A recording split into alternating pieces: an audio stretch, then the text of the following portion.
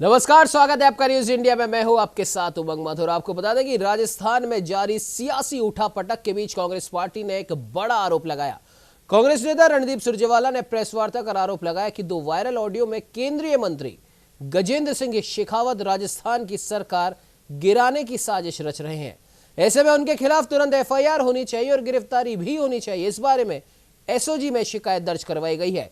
तो वहीं सियासी उठापटक के बीच कांग्रेस ने भी बड़ी कार्रवाई की। कांग्रेस ने बागी विधायक भंवरलाल शर्मा और विश्वेंद्र सिंह को पार्टी से निलंबित कर दिया है। इन दोनों विधायकों पर भारतीय जनता पार्टी से सांठगांठ करके गहलोत सरकार गिराने का आरोप है। इसके साथ ही कांग्रेस ने कहा कि सचिन पायलट अपनी स्थिति साफ करें। कांग्रेस प्रवक्ता रणदीप सुरजेवाला ने कहा कि बीजेपी राजस्थान की सरकार गिराने की कोशिश कर रही है। इसके कुछ ऑडियो भी सामने आ रहे हैं जिसमें राजस्थान के कांग्रेस विधायकों को खरीदने की कोशिश की जा रही है। प्रेस वार्ता में रणदीप सुरजेवाला ने कांग्रेस नेता भंवरलाल शर्मा और बीजेपी नेता संजय जैन की बातचीत के बारे में बताया।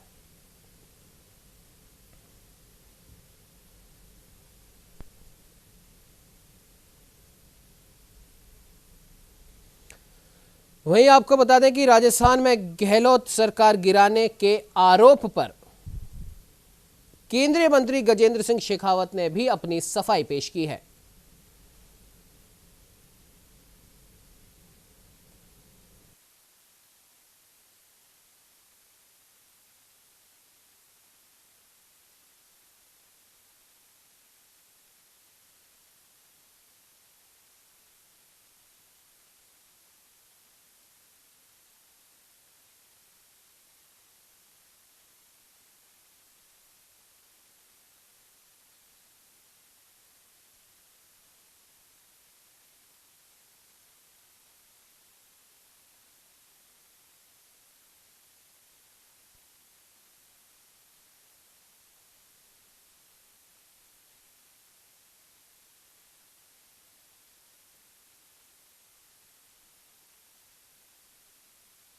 राजस्थान में भाजपा द्वारा सत्ता की हवस का खेल खेला जा रहा है। कोरोना केस 10 लाख पार कर चुके हैं। आर्थिक महामारी और महंगाई ने लोगों की जिंदगी दूभर कर दी है। चीन ने हमारी सरजमी पर कब्जा कर रखा है, परंतु मोदी सरकार और भाजपा बजाय कोरोना, आर्थिक मंदी और चीन से लड़ने की बजाय सत्ता लूटने के षड्यंत्र में लगी है। पर उन्होंने इस बार गलत प्रांत को शायद चुनौती दे दी। उन्होंने 8 करोड़ राजस्थानियों के जज्बे को शायद समझा नहीं। दोस्तों, कल शाम जो 2 सनसनीखेज व चौंकाने वाले ऑडियो टेप मीडिया के माध्यम से सामने आए हैं, इन टेप्स में तथाकथित तौर से भारत सरकार के कैबिनेट मंत्री श्री गजेंद्र शेखावत जी, श्री भंवरलाल शर्मा जी जो कांग्रेस के विधायक हैं, वे भाजपा नेता संजय जैन जी की तथाकथित बातचीत सामने आई। जिस प्रकार से चुनी हुई सरकार को गिराने के लिए जो षड्यंत्र सत्ता के लालची लोग, भ्रष्टाचार के आकंठ में डूबे हुए भारतीय जनता पार्टी के नेता जो कर रहे थे, वो निश्चित रूप से जनता के सामने आ गया है। और जो रहा बचा खुचा है वो मैं समझता हूँ जो पुलिस केस है उसके बाद में सामने आ जाएगा। गजेंद्र सिंह जी ने कल एक ट्वीट करके, मैं प्रदेश अध्यक्ष बना तो मुझे ये कहा था कि महाराणा प्रताप की महानता और स्वाभिमान, और हम देश महान मानते हैं, आप परिवार को महान मानते हैं। मैं उसके ऊपर अपनी बात कहना चाहता हूँ कि हाँ, मैं उस परिवार को महान मानता हूँ जिसने इस देश की एकता और अखंडता के लिए, इंदिरा जी शहीद हो गई, राजीव जी शहीद हो गए, उस परिवार को महान मानता हूँ, उस पार्टी को महान मानता हूँ जिस कांग्रेस पार्टी ने इस देश को आज़ाद किया है। लेकिन मैं गजेंद्र सिंह जी से पूछना चाहता हूँ कि महाराणा प्रताप ने उनकी महानता, उनका शौर्य, उनकी वीरता, उनका स्वाभिमान के पाठ में कहीं ये बात तो नहीं थी कि वो भ्रष्टाचार के आकंठ में डूब करके इस प्रकार का घिनौना करके लोकतंत्र से चुनी हुई सरकार को उखाड़ने के लिए करेंगे। गजेंद्र सिंह जी को और राजस्थान की जनता ने मोदी जी की सरकार को इसलिए भेजा था कि राजस्थान में जो पानी की कमी है, वैसे लोगों की आप प्यास बुझाइए, पानी दीजिए, लेकिन वो पानी की गंगा नहीं ला करके भ्रष्टाचार की गंगा ला करके चुनी हुई सरकार को और लोकतंत्र को खत्म करना चाहते हैं। उनमें अगर थोड़ी बहुत भी नैतिकता बची है तो वो इस्तीफा दें और तुरंत प्रभाव से मोदी जी महाराष्ट्र में एक लोकतांत्रिक तरीके से भी चुनी सरकार, मनोनीत सरकार को 1 मिनट में ट्वीट करते हैं। आज इतने दिन बाद में भी प्रधानमंत्री जी किसी तरह का कोई बयान नहीं दे रहे हैं और कल के बाद में तुरंत प्रभाव से गजेंद्र जी के खिलाफ भारतीय जनता पार्टी अगर नैतिकता की बात करती है, वो स्वाभिमान की बात करती है, वो देश महान की बात करती है, तो उसको तुरंत प्रभाव से उनको बर्खास्त करना चाहिए और पुलिस को उनको कहना चाहिए वो पुलिस में जाकर के अपने बयान दें। मेरा जो ऑडियो आज वायरल हुआ है वो कतई फर्जी है और मुख्यमंत्री का ओएसडी लोकेश शर्मा जगह जगह से एमएलए को दबाव में लेने के लिए अब मुख्यमंत्री जी हताशा में है, तो ये फर्जी ऑडियो तैयार करा के जगह जगह एमएलए के पास भेजता है, एमएलए से फर्जी ऑडियो तैयार करवाते हैं। ये न मेरी की आवाज़ है न मेरी की वार्ता हुई, ये टोटली फर्जी है। कुर्सी का मोह और कुर्सी बचाने की फिक्र कैसी होती है, ये कोई मुख्यमंत्री अशोक गहलोत जी से सीखे। बड़ा अजीब नजारा था, अपना घर टूटता देखकर कोई विक्ट्री का साइन बनाया। बड़ी विचित्र बात है कि आपसी लड़ाई का मोहरा भारतीय जनता पार्टी को बताया जाए। मुझे लगता है कि सबसे पहले अपने घर की फिक्र करनी चाहिए, लेकिन आरोप भारतीय जनता पार्टी और केंद्रीय नेताओं पर। लेकिन आज जो कुछ हुआ उसने शर्मसार किया राजस्थान की राजनीति को कि मुख्यमंत्री निवास फर्जी ऑडियो का केंद्र बन जाए और नेताओं के चरित्र हनन के प्रयास में। जी हां, विधायक ने तो इस बात को नकारा ही है, वो उनकी अपनी पार्टी के हैं, ताजुब है, लेकिन केंद्रीय नेताओं को भी बिला वजह इसमें घसीटने की कोशिश हुई है। मैं ये मानता हूं कि एक तरफ कोरोना के प्रहार ने राजस्थान के लोगों के बीच में त्राई त्राई मचाई हुई है और दूसरी तरफ सरकार एक बार फिर से रिसोर्ट में बंधक और कैद होकर फुटबॉल खेल रही है। ये दुर्भाग्यपूर्ण है। मैं ये मानता हूं कि ये समय है कि सरकार अपने विवेक से इस बात का तो आकलन करे कि कोरोना की इस विभीषिका में, इस महामारी में राजस्थान की तमाम गतिविधियां ठप हैं, लगातार संक्रमण बढ़ रहा, ये पता नहीं लग रहा सरकार है या नहीं। एक ऐसी संवैधानिक स्थिति पैदा हो गई, सरकार के पास यदि बहुमत है तो ये तिकड़म क्यों, ये सियासत क्यों। एसओजी, एसीबी, इन सारी संस्थाओं को ये पहले से लगता था कि इनका दुरुपयोग करके और नेताओं के चरित्र हनन की कोशिश होगी। यदि इतना दिल है तो परेड करा देते, इतना बड़ा दिल है, इतनी दिलेरी है तो तमाम प्रकरण की सीबीआई से करवाए ना जांच, किसने मना किया। लेकिन मुझे लगता है कि आपस की सियासत से राजस्थान की जनता ठगी सी महसूस कर रही है। आज उसको निश्चित रूप से अफसोस हो रहा होगा कि जिस कर्जा माफी, बेरोजगारी भत्ता, अपराधों पर लगाम, इन मुद्दों पर वोट दिया होगा, आज वो राजस्थान की जनता शायद इस कोरोना की महामारी में खून के आंसू रो रही होगी। मैं आपको बता दें कि इस पूरे वायरल ऑडियो और वीडियो के पूरे घटनाक्रम पर केंद्रीय मंत्री गजेंद्र सिंह शेखावत ने भी अपनी सफाई दी। उन्होंने कहा कि ये ऑडियो फेक है, मैं मारवाड़ की भाषा बोलता हूं, जबकि ऑडियो टेप में झुंझुनू टच है।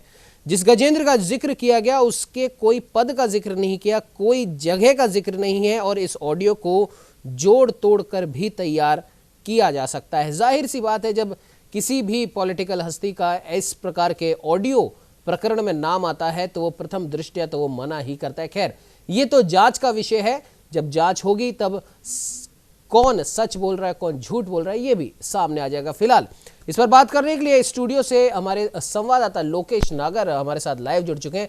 लोकेश, कल शाम से चला ये सियासी घटनाक्रम आज एक नए मोड़ पर ही पहुंच गया है। क्या कुछ कहना चाहेंगे इस पूरे घटनाक्रम पर?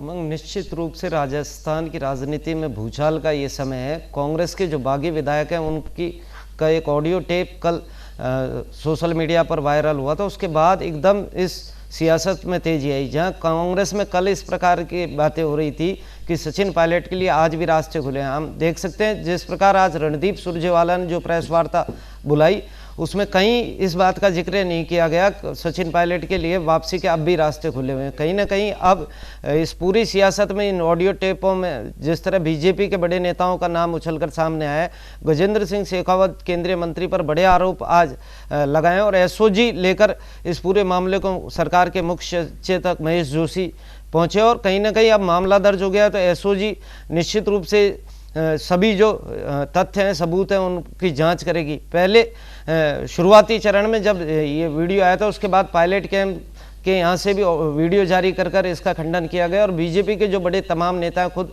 गजेंद्र सिंह शेखावत इस बात से इनकार कर चुके हैं कि उनका ये ऑडियो नहीं है, कोई संलिप्तता नहीं है। बीजेपी के नेता लगातार मना कर रहे हैं कि राजस्थान में जो वर्तमान सियासी हालात बने हुए हैं उनमें बीजेपी का कोई सरोकार नहीं है, कोई लेना देना नहीं है, ये कांग्रेस के अंदरूनी मामला है। ऐसे में अब सवाल ये उठता है कि सचिन पायलट जो खुद अभी 18 जो अपने कैंप में उनके साथ विधायक मौजूद है उनको लेकर आज एक रिट पिटीशन हाई कोर्ट में उन्होंने दायर की है, उस याचिका पर भी पूरे देश की इस समय नज़र है क्योंकि जो वर्तमान सियासी घटनाक्रम है उसको कांग्रेस को कोशिश कर रही है कि और प्रदेशों में जिस तरह सत्ता को परिवर्तित किया गया वही राजस्थान में बीजेपी कोशिश कर रही थी और लगातार पैसे के लेन देन का आरोप लगा।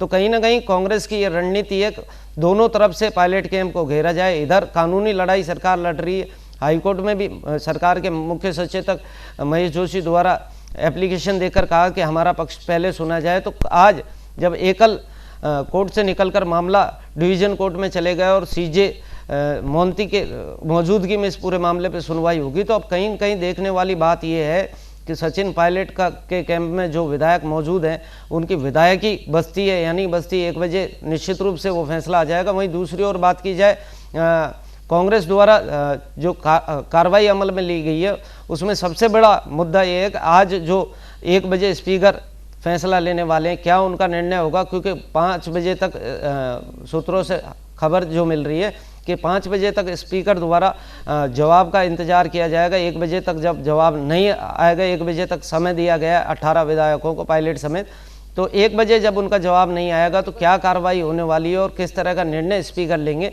इस पर सभी की निगाह है। बिल्कुल लोकेश, और सबसे बड़ी बात यह है कि आपने कानूनी कार्रवाई की बात करी, आपने 1 बजे होने वाली सुनवाई की बात करी, तो इसी मुद्दे पर बात करने के लिए हमारे साथ अधिवक्ता दिनेश जी जुड़ चुके हैं। दिनेश जी, बहुत बहुत स्वागत है न्यूज इंडिया में।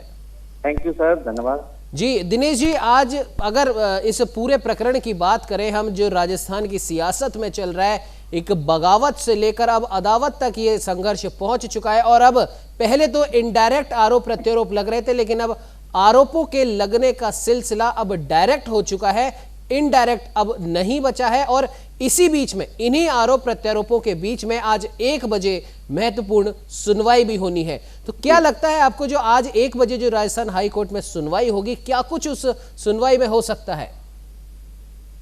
ऐसा है साहब, अभी 1 बजे सीजे साहब की डीवी में सुनवाई है जी।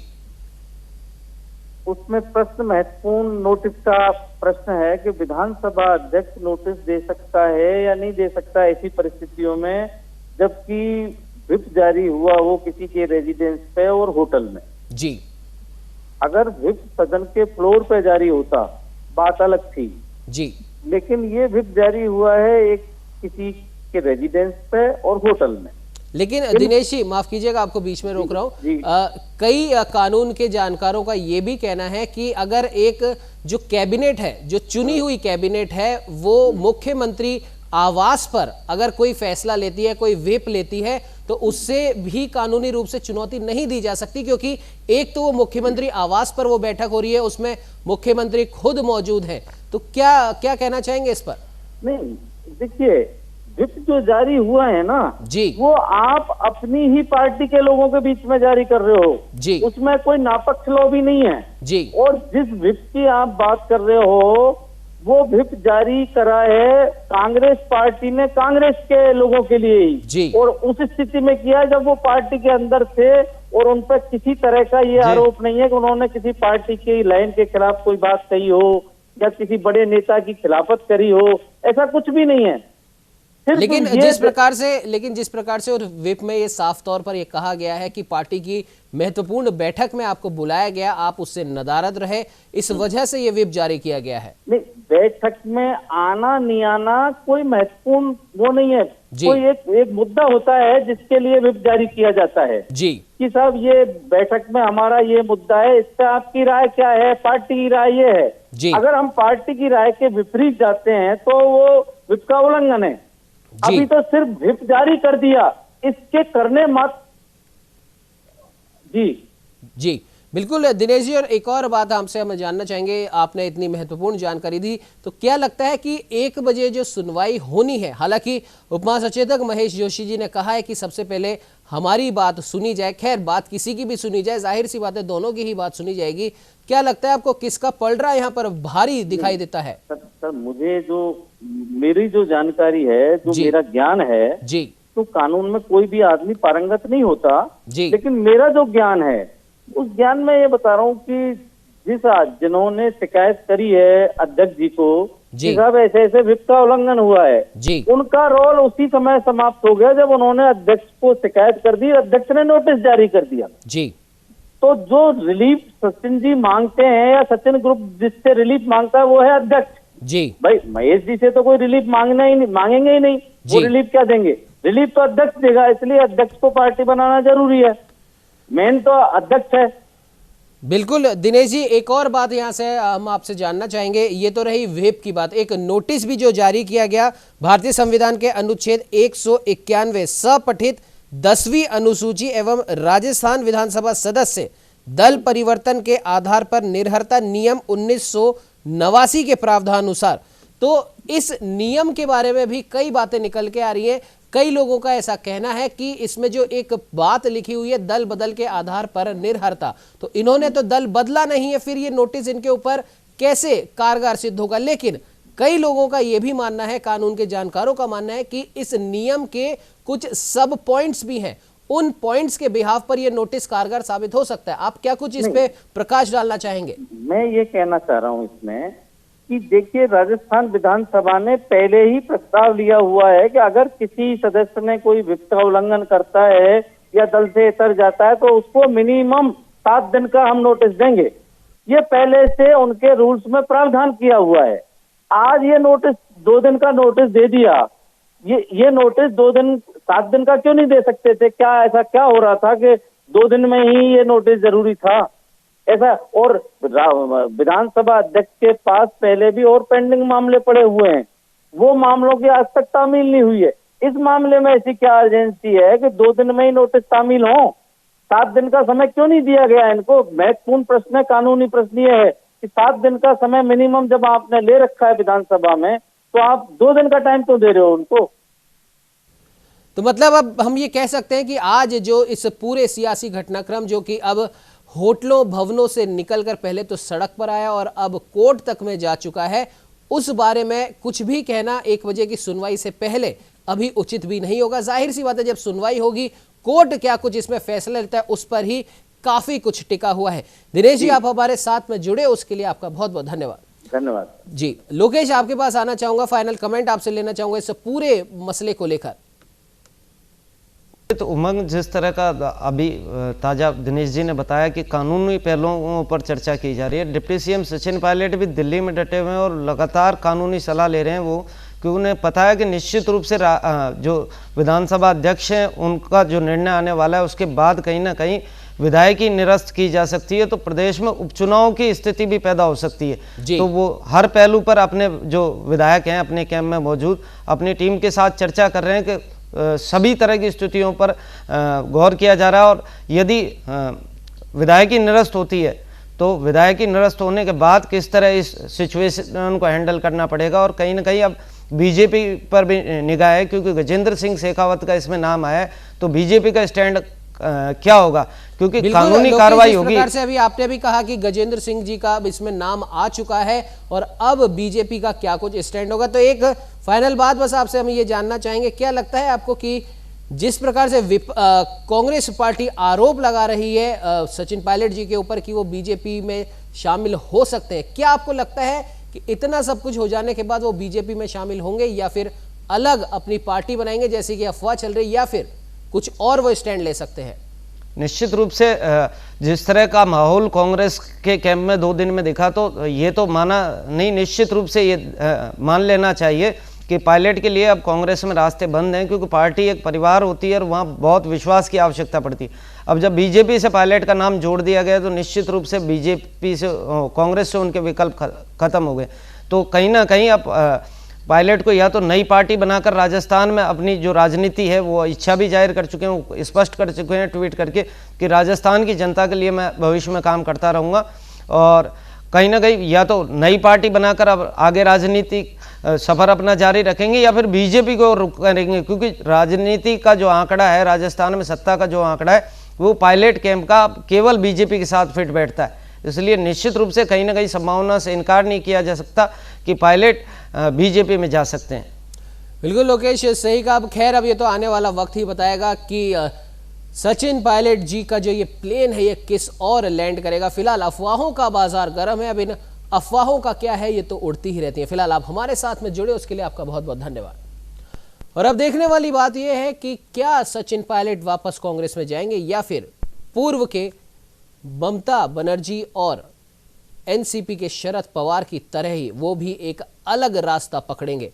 खैर ये तो आने वाला वक्त बताएगा। फिलहाल वायरल ऑडियो और वीडियो का बाजार इस समय गर्म है, जांच होने पे ही ये पता पड़ेगा, जो कि खुद कांग्रेस के राष्ट्रीय प्रवक्ता रणदीप सुरजेवाला भी कह चुके हैं कि इस वीडियो की या ऑडियो की जो सत्यता है वो जांच पर ही पता पड़ेगी, लेकिन सिर्फ आवाज के दम पर आरोप लगा दिए गए हैं। अब इन आरोपों की गूंज कहां तक पहुंचेगी वो भी देखने वाली बात है। फिलहाल इस चर्चा में इतना ही। आप बने रहिए हमारे साथ और देखते रहिए न्यूज़ इंडिया।